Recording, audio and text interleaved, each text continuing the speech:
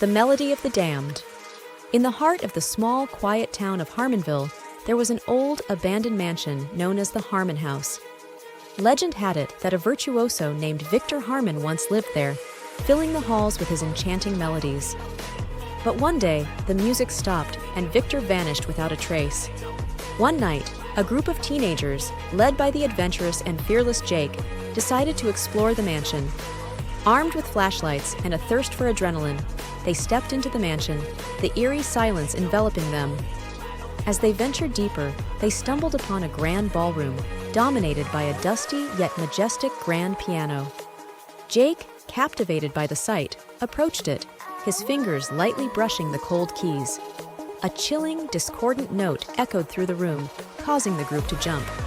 Jake laughed nervously. "Guess the piano still works." Suddenly, a haunting melody filled the room.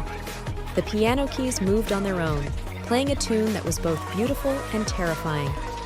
The group watched in horror as the spectral image of a man materialized on the piano bench, Victor Harmon. Victor's ghostly fingers danced over the keys, his hollow eyes staring blankly ahead. The haunting melody grew louder and more frantic. The group was paralyzed with fear, their hearts pounding in rhythm with the eerie music. Suddenly, the melody stopped, and Victor turned towards them, his gaze piercing the darkness. "You've heard my melody," he whispered, his voice echoing through the ballroom. "Now, you must pay the price." One by one, the group members began to disappear, their terrified screams echoing through the mansion.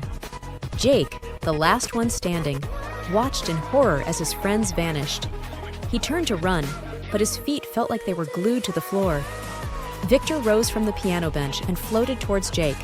His ghostly hand reached out, passing through Jake's chest. Jake felt a bone-chilling cold sweep through him, his vision blurring.